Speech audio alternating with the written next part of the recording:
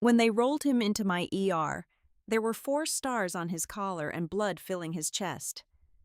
It was 3:52 p.m. on a Tuesday, which in emergency medicine means nothing and everything at the same time. We had 2 chest pains, waiting on beds, a kid with a broken wrist crying louder than his injury deserved, and a man arguing with registration about insurance. Then the overhead speaker cut through the noise. Trauma alert. GSW to chest. 6 minutes out. Someone added quietly, VIP. That word changes the air in a hospital faster than any alarm. The ambulance doors burst open and they pushed him straight into Trauma 1. Uniform soaked through, metals bent. Oxygen mask fogging with each shallow breath. He was pale in that gray way that tells you the clock is already running. 67-year-old male. Single gunshot wound to left anterior chest. Hypotensive en route. Lost radial pulse twice, the paramedic said as we transferred him. I didn't need the name yet. I needed numbers. BP, 70/40. Heart rate 130 and climbing. I cut through the jacket while respiratory secured the airway tray. The entry wound was just left of the sternum. No exit wound. That's never good news. Get me the fast, I said. The ultrasound machine slid beside the bed. I pressed the probe under his rib cage. The screen filled with black where there should have been none. Fluid around the heart. Pericardial effusion, I said. He's tamponating. Dr. Owen Carter, our trauma surgeon, stepped in beside me. He's steady smart and not easily rattled. He looked at the monitor, then the wound. Prep for OR, he said automatically. His blood pressure dropped to 60. The cardiac monitor stuttered. Not arrest, not yet, but close enough that you could hear it in the rhythm. He won't make it upstairs, I said. Carter didn't argue. He just looked at the ultrasound again. If I open the wrong plane in here, I rupture the pericardial sac. He arrests on the table. Nobody spoke after that. For half a second, it felt like everyone in that room was waiting for someone else to take responsibility. I pulled off my gloves and snapped on a fresh pair. Give me a pericardiocentesis kit. A nurse looked at Carter. He gave one short nod. We tilted the bed slightly. I found the subxiphoid angle. I'd done this before. Not often. Not casually. But enough times to know that hesitation kills faster than a needle. 30cc syringe, I said. I advanced slowly. You don't rush blind near someone's heart. The monitor dipped again. His systolic hit 58. Then I felt it. That slight change in resistance. I aspirated. Dark blood filled the syringe. Got it, I said. We connected extension tubing and began draining. The blood pressure crept upward. 65, 72, 80. The monitor steadied. Respiratory slid the oxygen mask tighter. Someone exhaled behind me. Carter looked at the numbers, then at me. That buys us time. That's all we need, I said. They moved him toward the elevator for the OR. As the doors closed, one of the paramedics leaned close to me. You know who that is, right? I wiped my hands on a towel. Doesn't matter. He gave me a look. That's General Marcus Halbrook. 4-star. Retired, but not irrelevant. The kind of name that comes with motorcades and briefings. I shrugged. He still bleeds. That was the cleanest moment of the afternoon. Within 20 minutes, hospital security locked down the ICU floor. Military police arrived.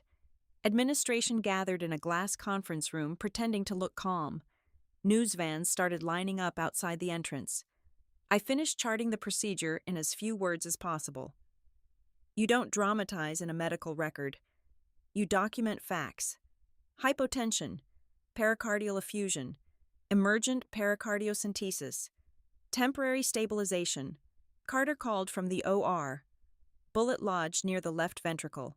We're approaching from inferior lateral. Your needle kept him alive. Good, I said. Don't screw it up now. He laughed once. That's how surgeons say, thank you. About an hour later, the OR update came through. Bullet removed. Bleeding controlled. Transferred to ICU, intubated but stable. Stable is a generous word in trauma. It means not actively dying at that second. I stepped outside the ER for the first time since the ambulance arrived. The Texas heat hit me like a wall. Across the street, reporters were already rehearsing their lines. I checked my phone. 3 missed calls from administration. 1 from a number I didn't recognize. I ignored them and went back inside. If that first needle hadn't worked, he would have coded right there under the lights. There wouldn't have been an OR. There wouldn't have been a press statement. Just a flat line and a headline. If you've ever watched someone's blood pressure drop in real time, you know there's a moment where the room gets very quiet. Not because people give up, because everyone understands exactly how thin the margin is. Drop a comment and tell me where you're watching from.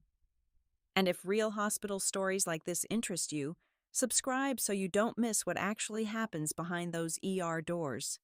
By the time my shift ended, the ICU hallway looked like an airport security checkpoint. Military uniforms, federal credentials, hospital executives pretending they had always planned for this exact scenario. One of the younger nurses pulled me aside. "Dr. Reeves, were you in the military?" That question doesn't usually come out of nowhere. Why, I asked. She hesitated. "The way you moved in there. You didn't even blink." I almost laughed. Trust me. I blink. But she wasn't wrong about one thing. My hands hadn't shaken. Not when his pressure bottomed out.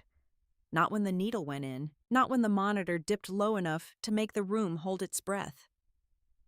That kind of steadiness doesn't come from residency training. It comes from somewhere older. I grabbed my bag from the locker room and headed toward the parking garage. My phone buzzed again as I walked. Unknown number. I almost ignored it.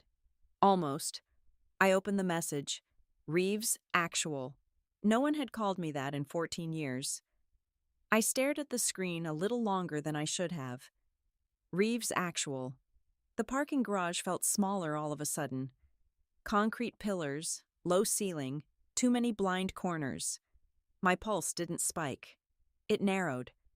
That's the only way I can explain it. The world got tighter around the edges. I typed one word. Who? The 3 dots appeared almost instantly. You know who. I locked my phone and slipped it into my bag. Standing still in a garage while replaying old call signs is how you get distracted. I walked to my car, scanned the rows without making it obvious, and unlocked the door. Inside, I let myself breathe once. Matthew Dugan had been declared dead in 2009. I attended a memorial service that didn't include a body. Closed casket, folded flag, official language about sacrifice and honor. That's how those stories usually end. Except sometimes they don't. My phone buzzed again before I pulled out. I saw the news. You kept him alive. The hymn didn't need clarification. I didn't answer. I started the engine and drove out of the garage. The street outside the hospital was still crowded with media vans, camera crews, satellite dishes. The whole country loves a wounded general. By the time I reached my apartment complex, federal SUVs were already parked near the entrance. That didn't surprise me. What did surprise me was the man leaning against one of them in a navy windbreaker with 3 letters stitched across the chest. FBI. He stepped forward as I approached. Dr. Reeves. That depends, I said. Are you here about my parking permit or the gunshot wound? He gave me a look that told me he'd already decided I was going to be difficult. Special Agent Collins, we'd like to ask you a few questions. About the surgery. About someone who may try to contact you. So they knew. We stood near the hood of my car. Evening heat radiating off the metal. 2 more agents stayed back pretending not to watch us. Matthew Dugan Collins said. He didn't phrase it as a question. I kept my expression neutral.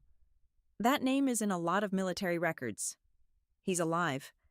I'm aware, I said. His eyes narrowed slightly. You've heard from him. That wasn't a guess. He sent a message, I said. No threats, just a name. Collins nodded once like that confirmed a line on his checklist. We believe Dugan is the shooter, I figured. He has a military medical background. Navy Special Warfare. Served in Helmand Province. 2009. I didn't blink this time. He's also been diagnosed with service-related PTSD. Collins continued. Off and on treatment. No consistent follow-up. That's not uncommon, I said. Collins studied me for a second. We're not here to accuse you of anything. But if he contacts you again, we need to know. I'm not his handler, I said. No, he replied. You're probably the only person he trusts. That was the part that bothered me. Did he aim to kill the general, I asked? Collins hesitated just long enough to tell me the answer was complicated. Ballistics suggests the trajectory was controlled. Not a headshot, not center mass. He fired from elevation. 1 round. It could have been worse.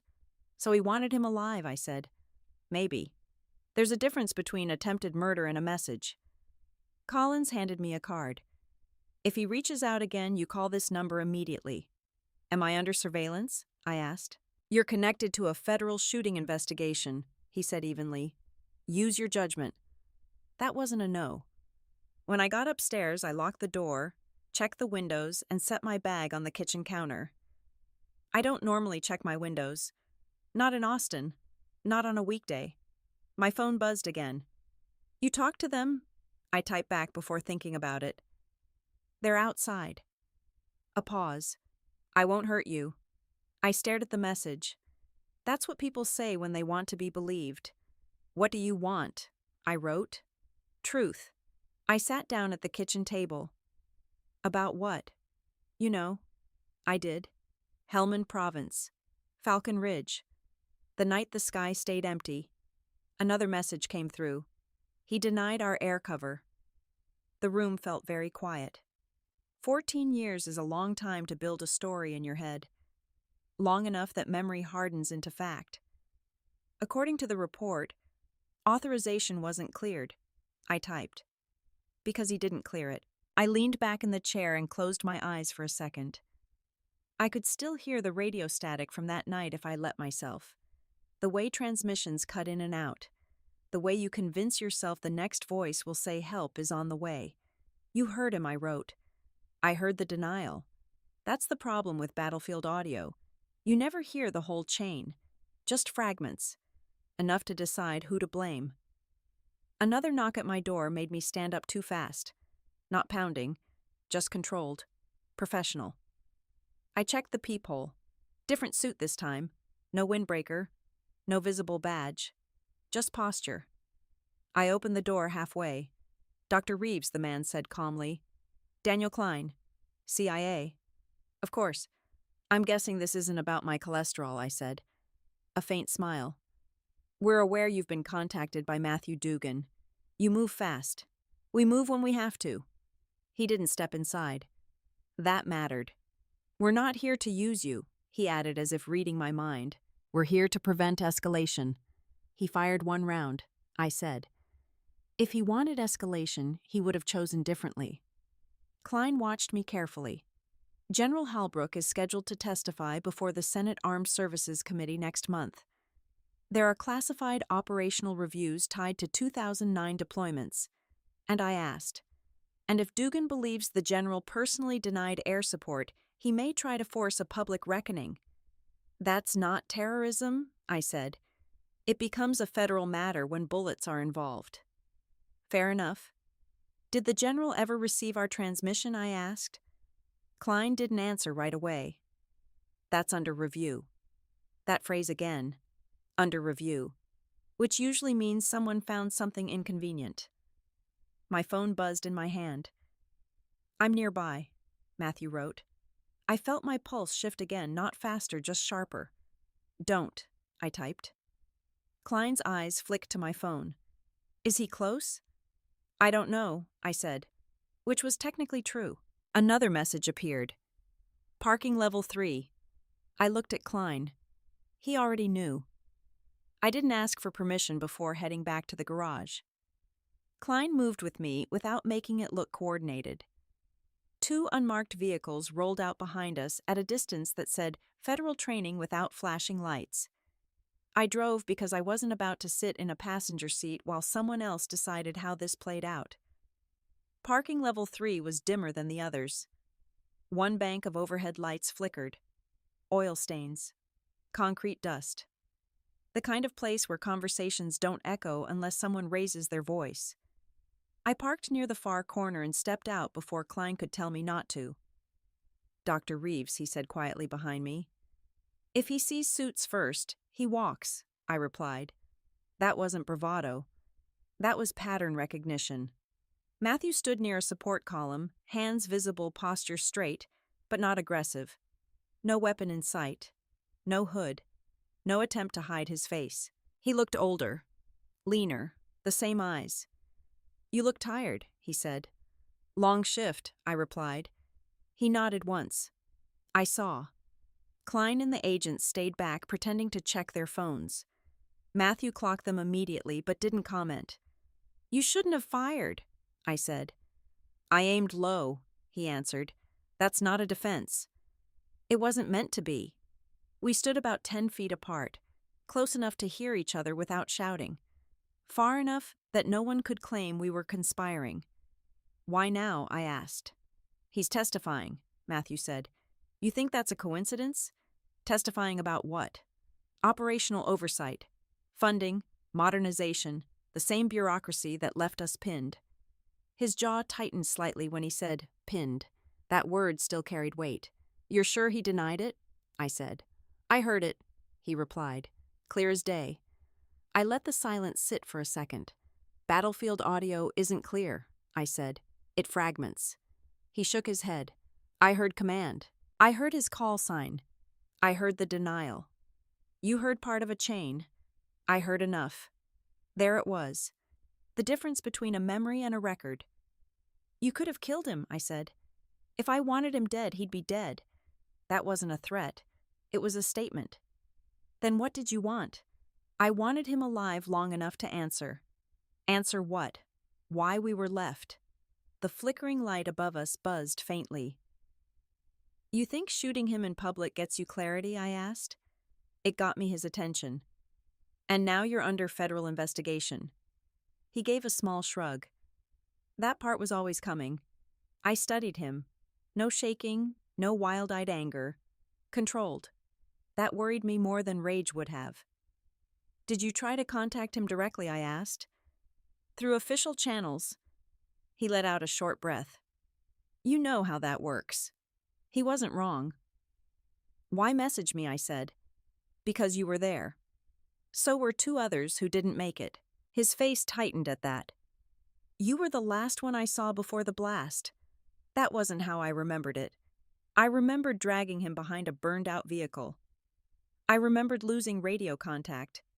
I remembered being airlifted with shrapnel in my shoulder and smoke in my lungs. "Officially, you were K," I said. I let it stay that way. Why? Because I wasn't done asking questions. Behind me, I could feel Klein's attention sharpen. "Questions for who?" I asked. "For the man who signed off." "You don't know that he signed off." I heard it. We were back to that again. "Records matter," I said. "Records get rewritten." That landed harder than I expected. "You think this is about revenge?" he continued. "It's not. It's about accountability." "You shot a retired general at a public event," I said evenly. "That's not a subpoena." He almost smiled. "It got you here." I didn't answer that. A car door closed somewhere on the lower level. The sound carried up the concrete ramp. "You need to turn yourself in," I said. "I will." That surprised me. "On my terms," he added. "That's not how federal charges work." "I'm not running," he said. "I'm done running." I believed him. That was the problem.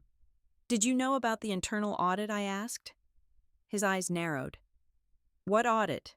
"In 2010. Communications review. There were irregularities flagged in field transmissions." "Flagged by who?" "Logistics Command," I said. "I saw a reference years ago. It never went public." He stared at me for a long second.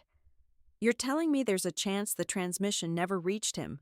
I'm telling you battlefield reports aren't the whole story.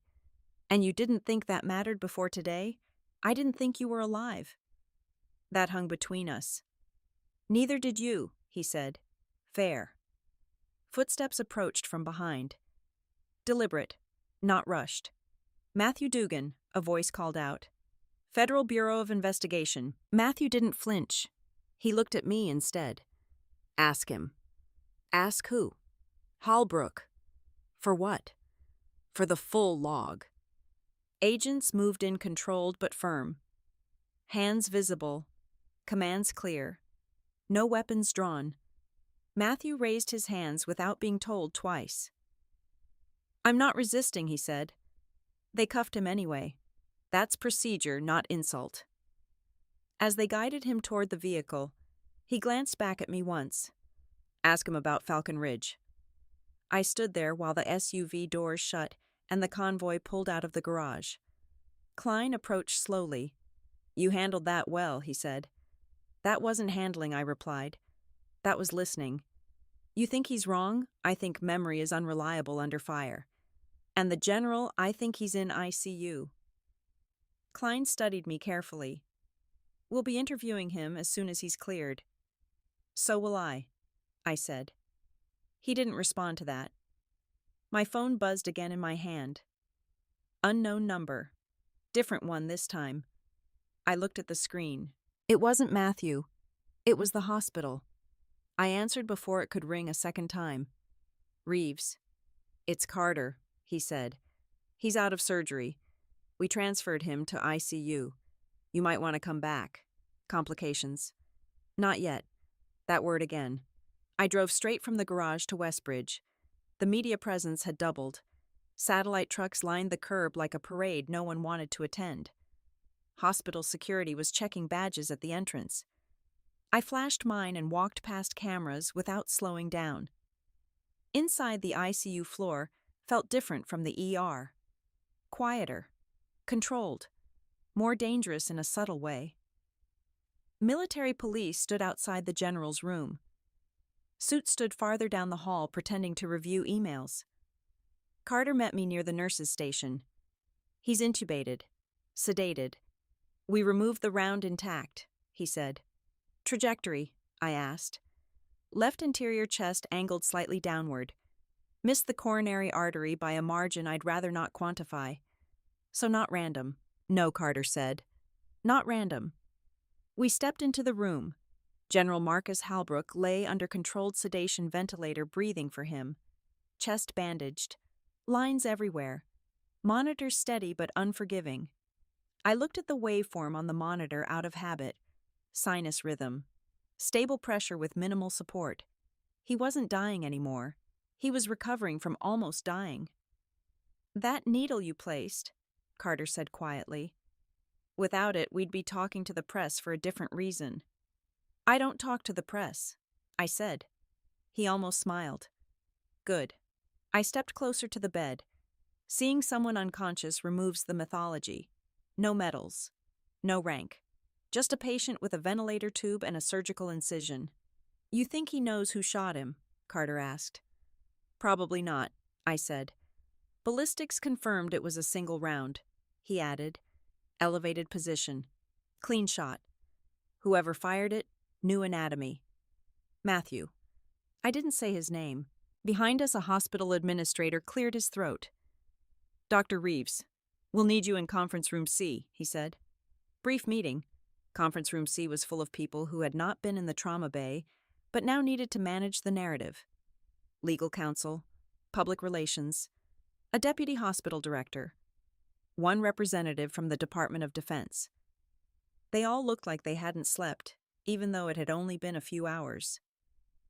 First Legal said we appreciate your decisive intervention.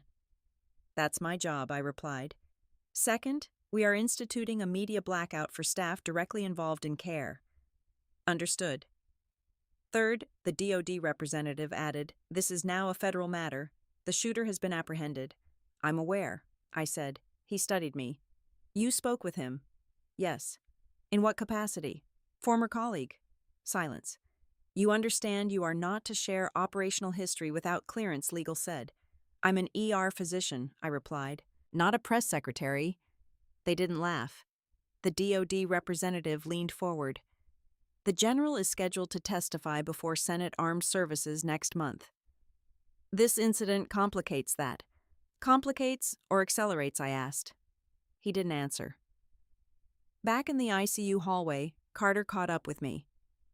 You okay? He asked. I've been better. Is this personal? Yes. He nodded once. Then be careful. I went back into the ICU room alone.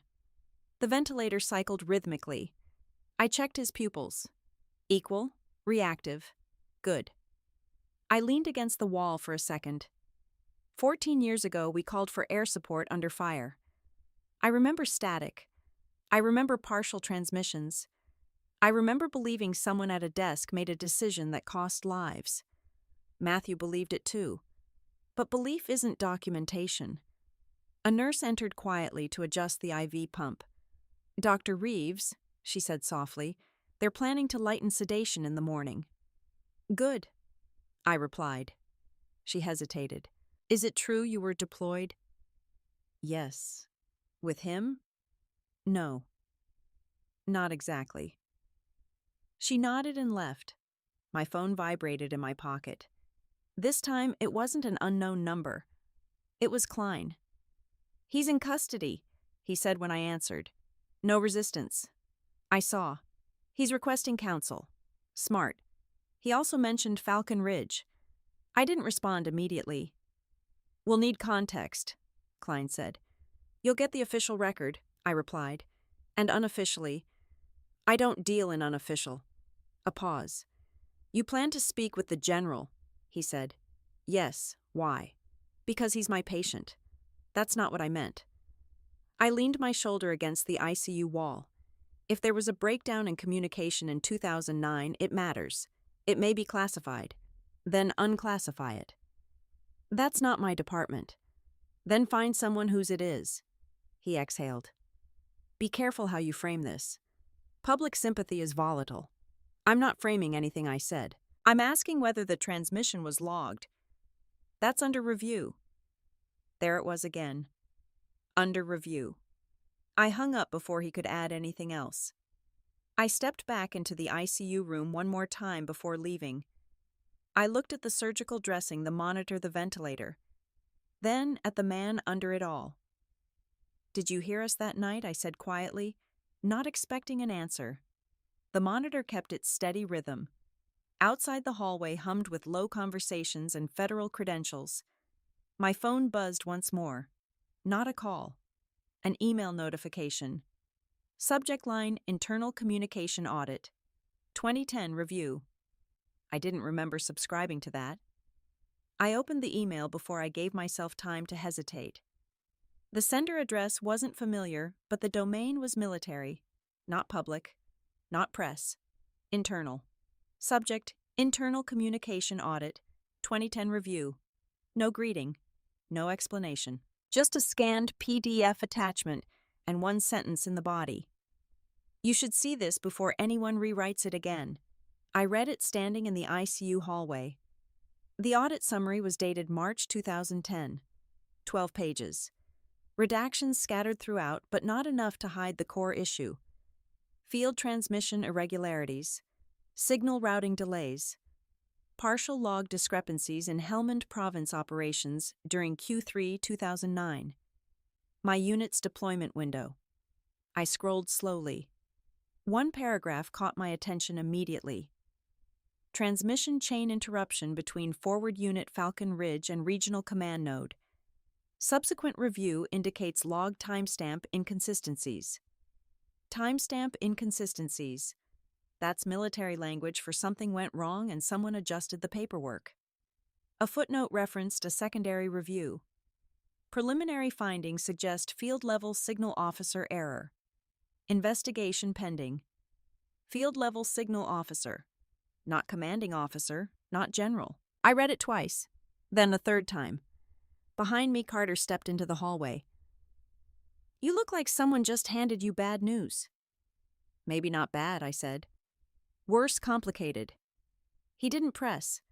They're reducing sedation in the morning. He'll likely be responsive within 12 hours. Good, I said. Back inside the ICU room, I stood near the foot of the bed. General Halbrook was still intubated, sedated, stable. I looked at the monitor and thought about timestamp inconsistencies. Memory is loud under fire. It fills in gaps. It sharpens some sounds and erases others. Matthew said he heard the denial. I remembered hearing static. I remembered shouting coordinates into a radio that sounded like it was underwater. I did not remember hearing the general's voice. That didn't mean he didn't speak. It didn't mean he did. It meant memory wasn't evidence. My phone vibrated again. Matthew's name flashed across the screen, but it wasn't a text. It was a recorded message forwarded by his public defender through the FBI. I hesitated for half a second, then pressed play. His voice was steady. If you're hearing this, it means they let me make one call. I'm not asking you to defend me. I'm asking you to look at the full log, not the summary. The full chain. You know what happened that night, or you think you do. The message ended. No anger, no threats, just certainty. I stepped into an empty consult room and closed the door. I reopened the audit PDF and scanned for specific call signs. Falcon Ridge appeared twice, both times in reference to signal relay degradation. No mention of denied air support. No explicit authorization refusal. Just technical language, which is how bureaucracies bury human decisions. I called the number at the bottom of the audit document. It rang 3 times before someone answered. Office of Operational Review. This is Dr. Hannah Reeves, I said. Former Navy trauma surgeon. Deployed Helmand 2009. A pause. I'm calling about audit file 10CR447. Communication discrepancies. Another pause. That file is archived, the voice said. I have a copy. Silence on the other end. Where did you obtain it? It was sent to me. That file is not public. I'm not public, I said. A measured inhale. What is your question? Was there ever confirmation that Falcon Ridge's air support request reached Regional Command? Records indicate routing failure. That's not my question. Another silence. The transmission chain experienced interruption at the field node, the voice said carefully. Signal officer oversight. Oversight meaning mistake, or oversight meaning someone changed it. I cannot discuss personnel actions. But there were actions. Yes. Was General Halbrook informed of the routing failure at the time? Documentation indicates he was briefed during the internal review in early 2010, before or after my unit was declared KIA. After. That sat heavily. Was the denial ever recorded in the command log, I asked. No formal denial is present in the archived record. I closed my eyes for a second. No formal denial, I repeated. That is correct. So if my teammate says he heard a denial that may have been fragmented transmission, the voice finished. Audio bleed between channels is not uncommon in high-traffic combat zones. I thanked them and ended the call. I stayed in the consult room for another minute, not because I was overwhelmed, because I was recalibrating. Matthew believed he heard a command decision that cost lives. The audit suggested a signal failure that masked a request entirely. Both scenarios end the same way on the ground. But they assign blame differently. I walked back toward the ICU. In the hallway, Klein was waiting. You've been busy, he said. So have you. He watched my face carefully. You found something. There was an audit in 2010, I said. Communication routing failure. Timestamp discrepancies. He didn't look surprised. You knew. We knew there were irregularities, he said. We did not know Dugan would respond with a rifle. He thinks the general denied us. And you. I think memory fills gaps. Klein nodded slightly. The general will be interviewed once extubated. I'll be there. That's not your jurisdiction. He's my patient. That's not what I meant. I met his eyes evenly. Then we'll both be there. He didn't argue.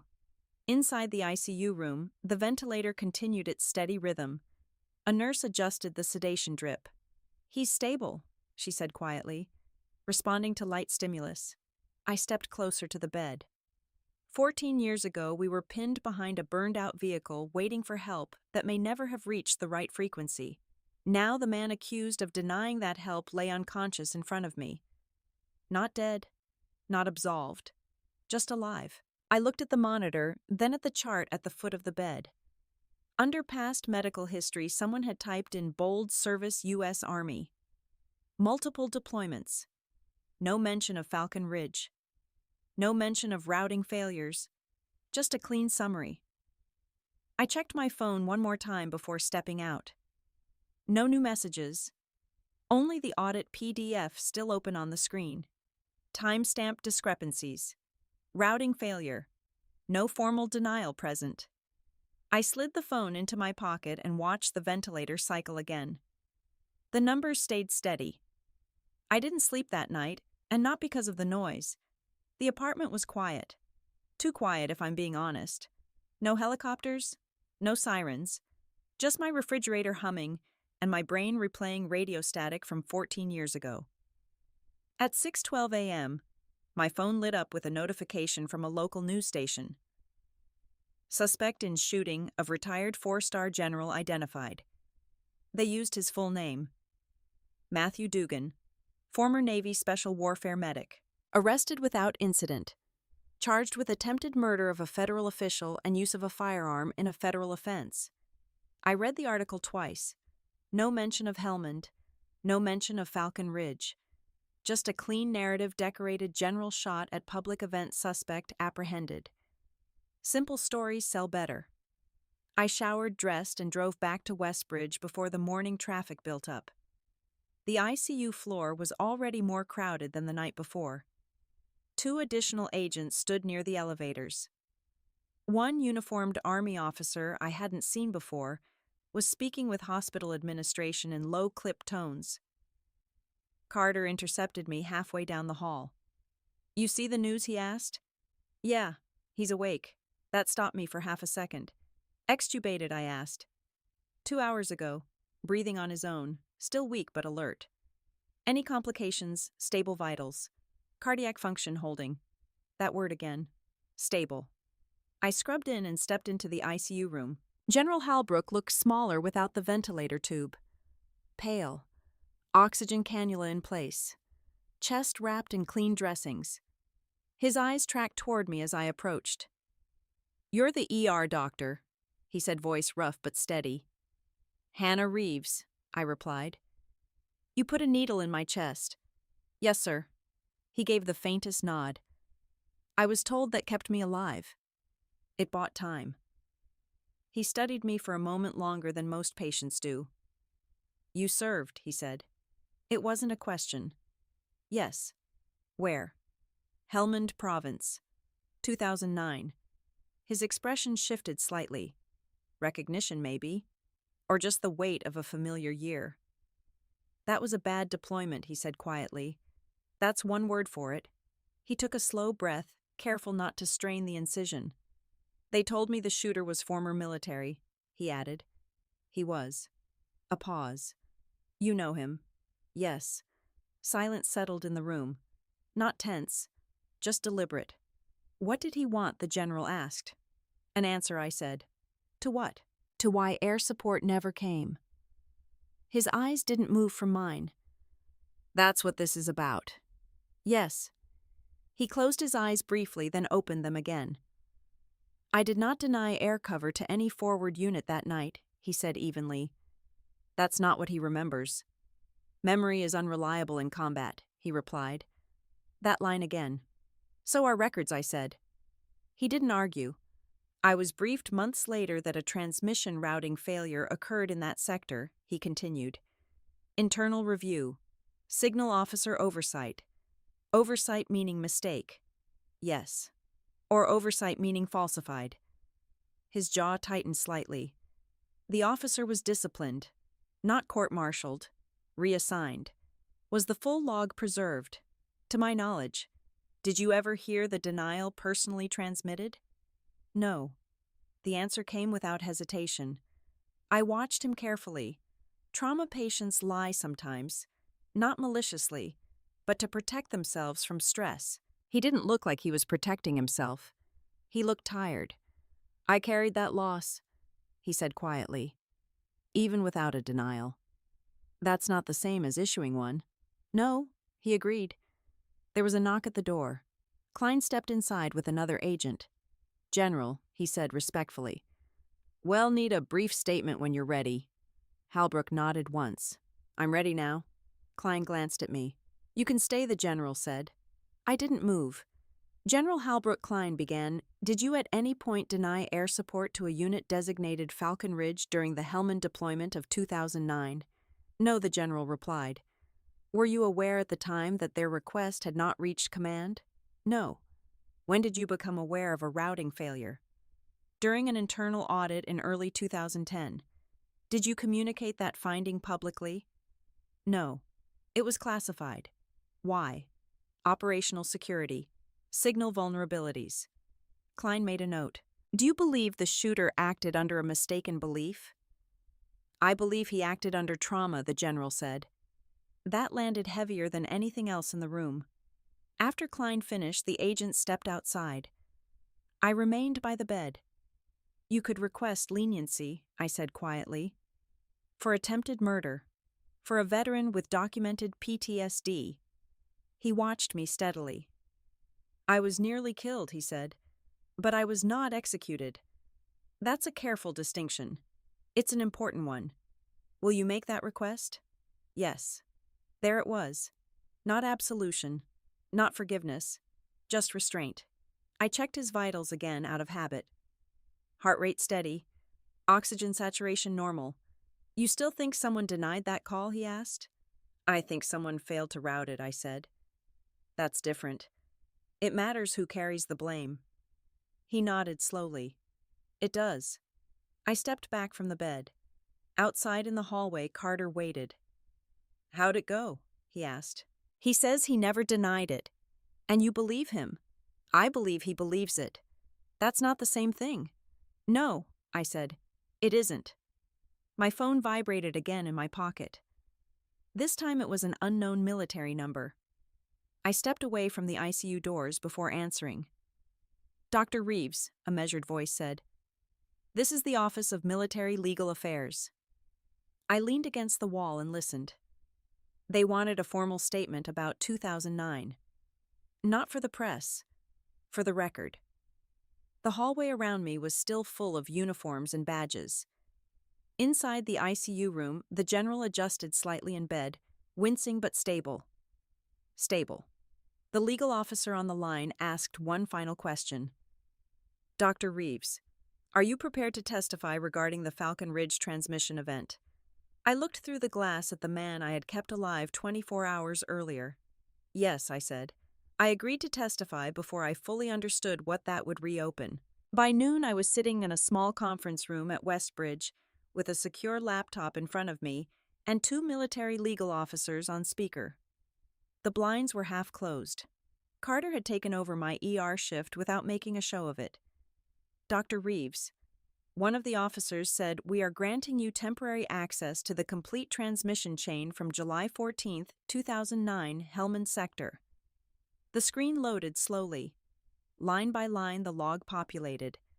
Timestamps, call signs, routing nodes, automated relay codes. Falcon Ridge appeared at 21:17 local time. Request immediate air support. Coordinates attached. The request was properly formatted. Clear, not fragmented. At 21:18, the log showed routing to regional node. At 21:19, there was a delay marker. At 21:22, the log resumed, but not at command. It rerouted to a secondary node. Field level. Then nothing. No recorded denial. No recorded approval. Just absence. Why did it stall there, I asked. Preliminary findings in 2010 cited signal officer override, the legal voice replied. Override for what? Attempted manual relay. Meaning the automated routing may have failed and the officer attempted to resend. And did he? There is no confirmation of successful transmission. I leaned back in my chair. So command never saw the request. According to archived logs, no, I scrolled further. At 21:26, Falcon Ridge transmitted again. Taking fire. Immediate support required. That line hit harder than I expected. At 21:27, the log showed partial packet loss. At 21:29, silence. Then at 21:41, a notation unit status unknown. No denial, no decision, just a gap. You said the signal officer was disciplined, I said. Yes. For what exactly? For falsifying post-event log reconstruction. I stopped scrolling. Falsifying how? Adjusting time stamps to reflect completed routing, so the record made it appear the transmission reached command. Yes, and that correction wasn't distributed to field personnel. Classified vulnerability. I let out a slow breath. So Matthew heard something, I said. But it wasn't a confirmed denial. Audio bleed between adjacent channels is consistent with that environment, the officer said. Command traffic could have overlapped. So he heard a denial to another unit. That is plausible. Plausible. A word that carries no comfort. I closed the laptop. Has the general seen this full chain? I asked. He was briefed in summary form. Not this. No. I ended the call and sat there for a minute. 14 years of anger built on a silence that wasn't intentional. Back in the ICU, General Halbrook was sitting up slightly, nurse adjusting his IV. You look like someone handed you a verdict, he said as I entered. I saw the full log, I replied. His expression sharpened.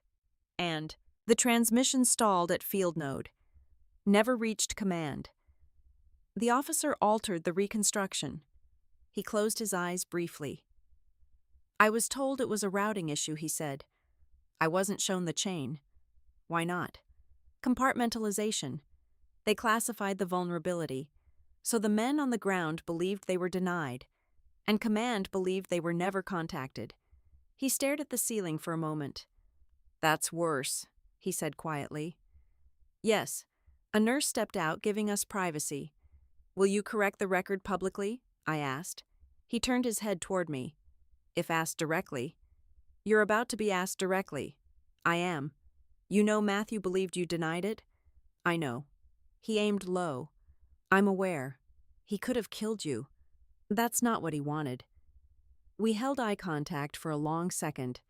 Will you recommend leniency? I asked. I already have, he said. For the record. For the record. Outside the room, Klein was waiting again. You accessed the full log, he said. Yes, and there was no denial. He nodded once. We suspected as much. Suspected isn't documentation, I said. It is when we review patterns. You should have reviewed them earlier. He didn't argue. Public disclosure will require declassification, he said. That process isn't immediate. It should be.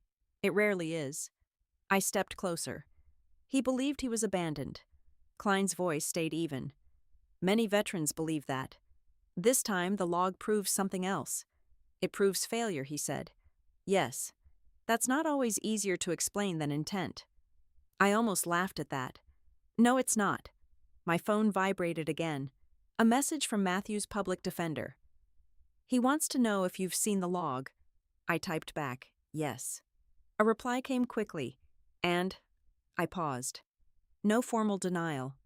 The typing indicator appeared, disappeared, then returned. He said that's all he needed to know. I looked up from the screen. Through the ICU glass, the general was speaking quietly with a military liaison. Two men separated by rank, connected by a broken transmission. Carter walked up beside me. You're going to testify, aren't you? He said. Yes. He nodded once. You always were bad at letting things sit. That's because they don't sit, I said.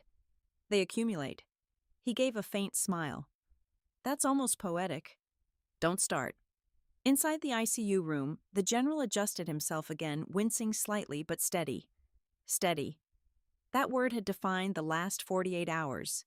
Steady vitals. Steady narrative. Steady denial. Now the narrative wasn't steady anymore. It was documented. I slipped my phone back into my pocket and looked at the monitor one more time. Heart rate consistent. Oxygen stable. No alarms. The hallway hummed with quiet federal conversations. And for the first time since the shooting, the silence didn't feel like accusation. It felt like evidence. I didn't feel relieved after reading the full log. Relief would have meant someone was clearly guilty. What I felt was something less satisfying. Systemic failure with no clean villain. By late afternoon, I was sitting in a secure office at the local federal building, not as a suspect, not as a witness to the shooting, but as a former officer tied to an archived operational failure. The room had no windows, just a long table, 2 digital recorders, and a military attorney who looked like he preferred policy to people. "Dr. Reeves," he began for clarity, "you are confirming that during the Falcon Ridge engagement your unit did request air support?" "Yes." "And you personally transmitted coordinates?" "Yes." "And you did not receive confirmation of denial from General Halbrook?" "I did not." "What did you hear?" "Fragmented radio traffic, partial audio, overlapping command chatter." He nodded. "Did you believe at the time that command had denied your request?" "Yes." "And why?" "Because no aircraft arrived." He didn't react to that answer. He just wrote it down. "Upon review of the complete transmission chain, do you now believe that General Halbrook personally denied your air support?" "No." That word landed heavier than any yes. "Do you believe a routing failure occurred at the field node?" "Yes." "And do you believe the subsequent alteration of the transmission log contributed to misunderstanding?" "Yes." He closed the folder in front of him. "That concludes this portion." It didn't feel concluded. Outside the building, the air felt thick. News vans were parked farther down the street now. The story had shifted from attempted assassination to veteran grievance. That's easier to digest. On my phone, a headline flashed. "Shooter claims military cover-up." I sighed. Of course he did. Nuance doesn't survive headlines. Back at Westbridge, ICU had become almost routine again. Less security, fewer suits. The rhythm of a hospital trying to normalize chaos. General Halbrook was sitting up in bed when I walked in. "You look official," he said. "I spent an hour explaining radio static," I replied. "Did it help?" It clarified. "That's something." He looked stronger than the day before. Still pale but steady.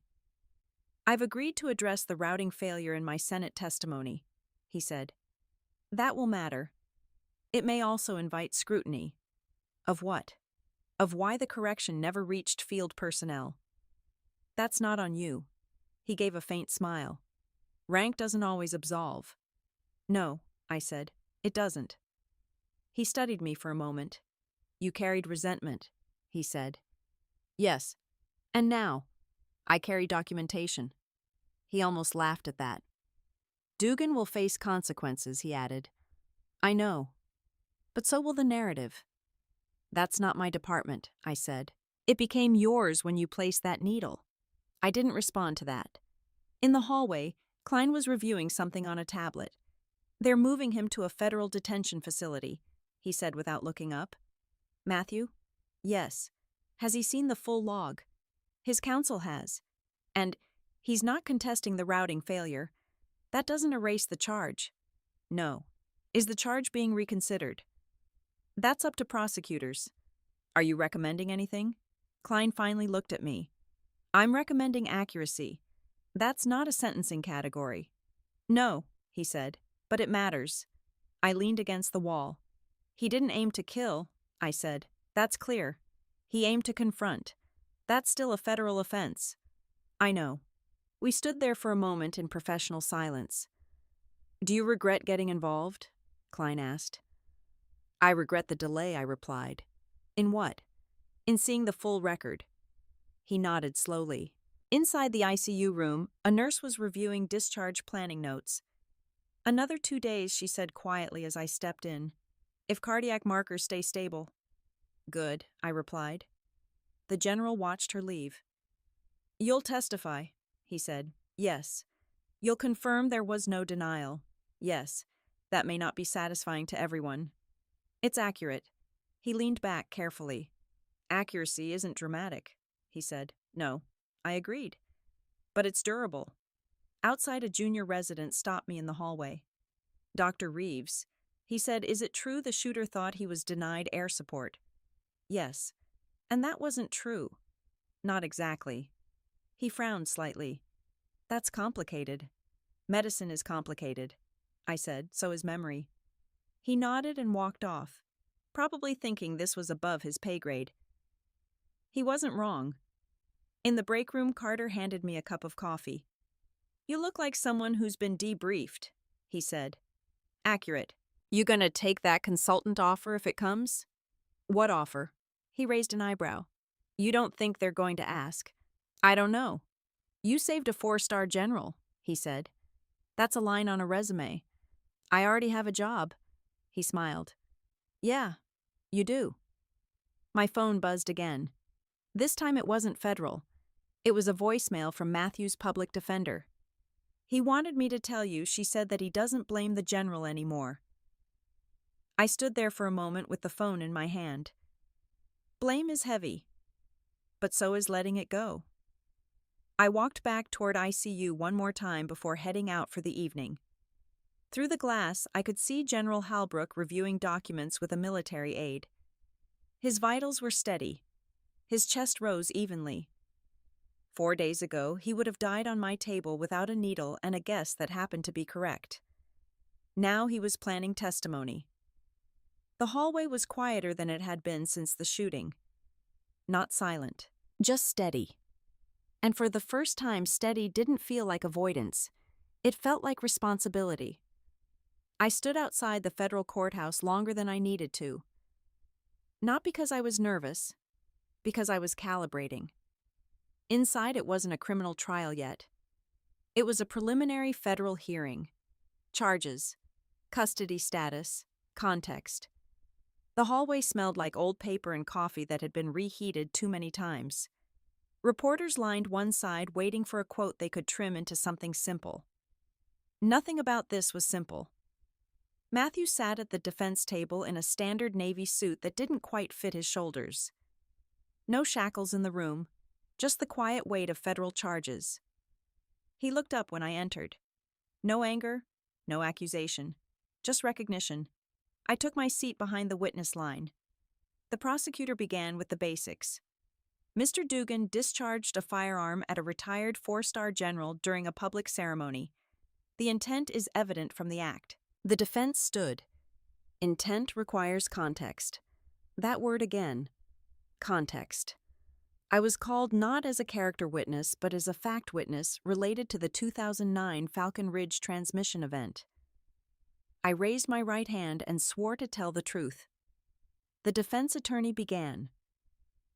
"Dr. Reeves, were you deployed in Helmand Province in July of 2009? "Yes." "Were you assigned to a unit designated Falcon Ridge?" "Yes." "Did your unit request air support during an engagement on July 14, 2009? "Yes." "Did air support arrive?" "No." "Did you at the time believe that request had been denied by command?" "Yes." The courtroom was quiet. And based on recently reviewed transmission logs, was that belief accurate? No. The prosecutor shifted slightly in his chair.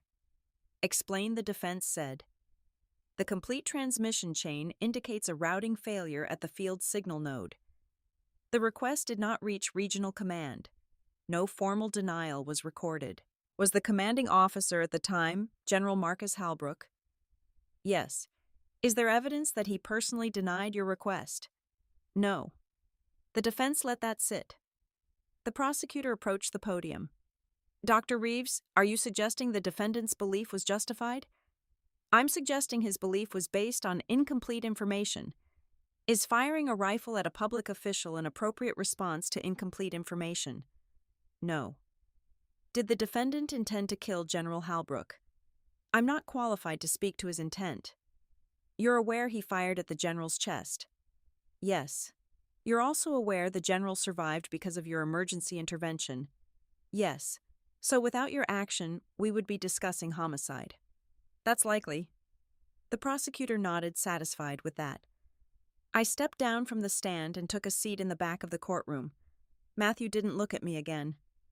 The judge denied bail. Charges remained in place. The hearing concluded in less than an hour. Outside, microphones were waiting. "Dr. Reeves, do you believe the general was responsible for your unit's casualties?" "No." "Do you believe the military covered up the transmission failure?" "I believe the vulnerability was classified." "Do you think the shooter should face the full penalty?" I think the record should reflect what happened. That was all I gave them. By afternoon, the headlines had shifted again. Veteran shooter citees, transmission failure. That wasn't wrong. It also wasn't the whole story. Back at Westbridge, the ICU floor had thinned out. General Halbrook was walking short distances with assistants.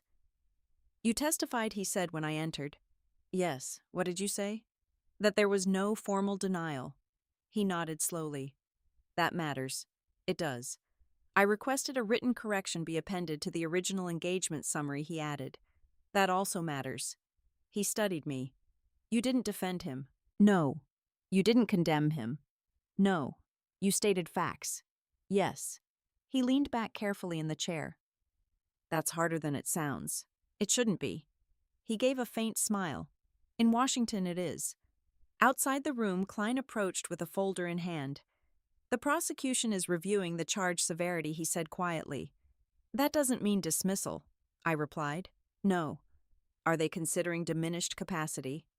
"Yes." "Good. That's not the same as forgiveness." "I'm aware." We stood in silence for a moment. "Have you considered the consultant offer?" he asked. "There's an offer." "Informally?" "For what?" "Military medical advisory." I exhaled once through my nose. "I have a job." "You also have credibility." "That's not the same thing." He didn't argue.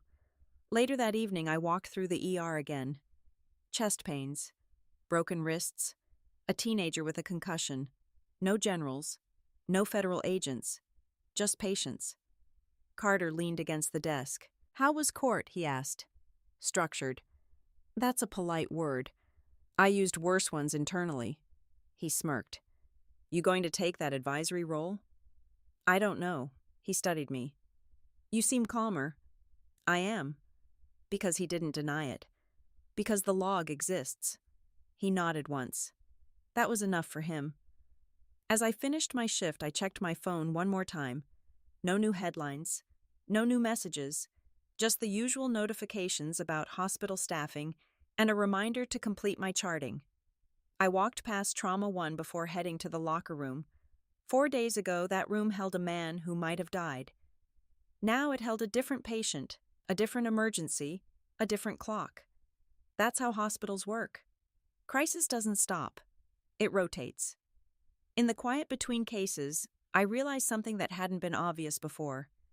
I wasn't waiting for someone to be blamed anymore. I was waiting for the record to stay accurate. And for the first time since 2009, that felt possible. I read the consultant offer twice before I answered it. It wasn't dramatic. No embossed seal. No classified courier. Just a secure email from the Department of Defense with the subject line Advisory Role Military Medical Review Panel. Temporary position. Policy consultation. Operational oversight on trauma response and field communication protocols.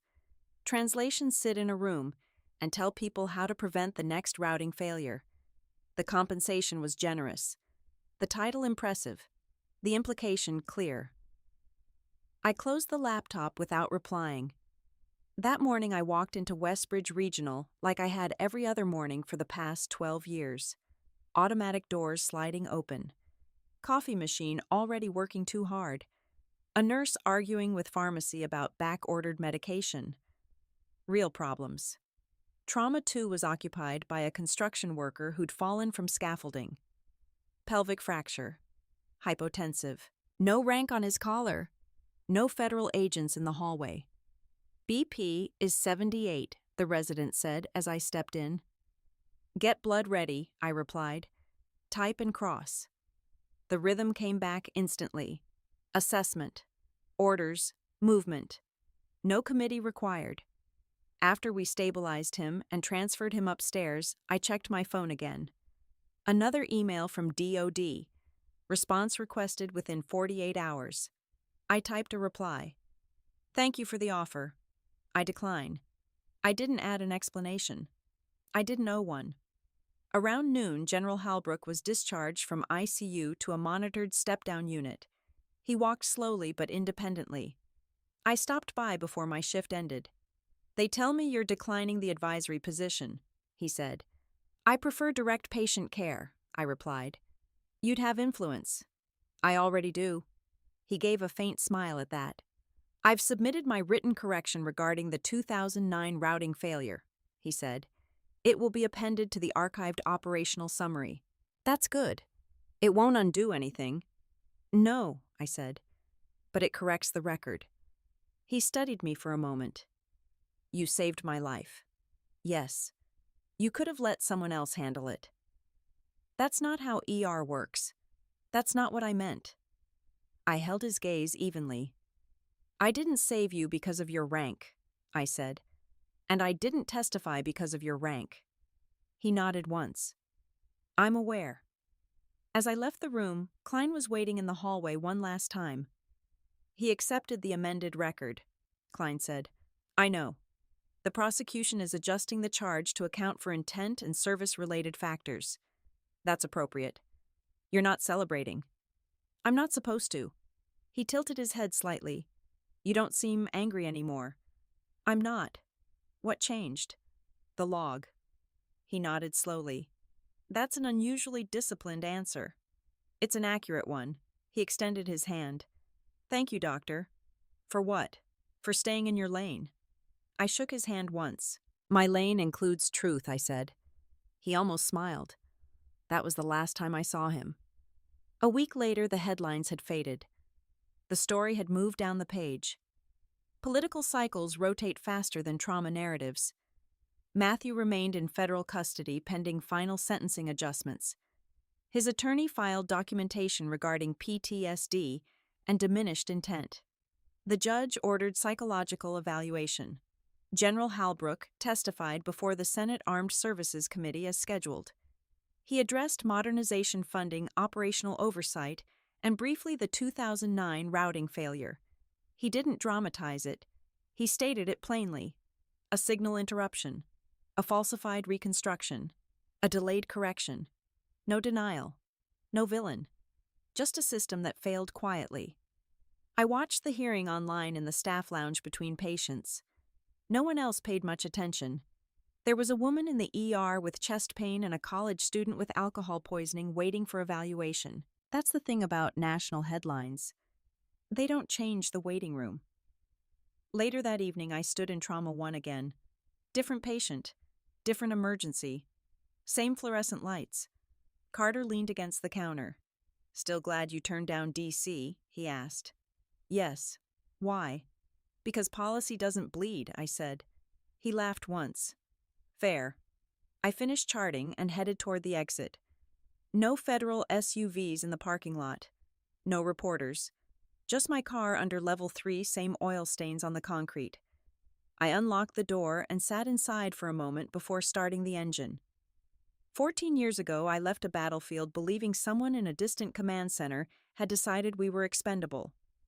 4 days ago, I saved that same command center's representative from bleeding out on my table. What changed wasn't the past. It was the record. I don't control routing failures. I don't control classification decisions. I control whether someone dies in front of me. That's enough responsibility for one person. As I drove out of the garage, my phone buzzed once.